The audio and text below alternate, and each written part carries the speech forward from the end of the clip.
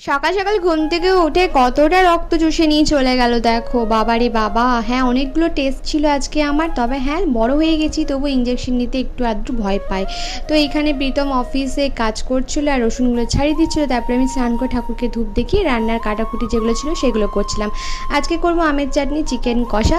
হ্যাঁ, আজকে চিকেনটা অন্যভাবে করেছি, তোমরা চাইলে গিয়ে বড় ব্লগে দেখে নিতে পারো। দই দিয়ে করেছিলাম অ্যাকচুয়ালি, খেতে খুব সুন্দর হয়েছিল। তো বড় ব্লগে থাকবে, নাহলে এই ভিডিওর এই শর্টসের রিলেটেডে থাকবে।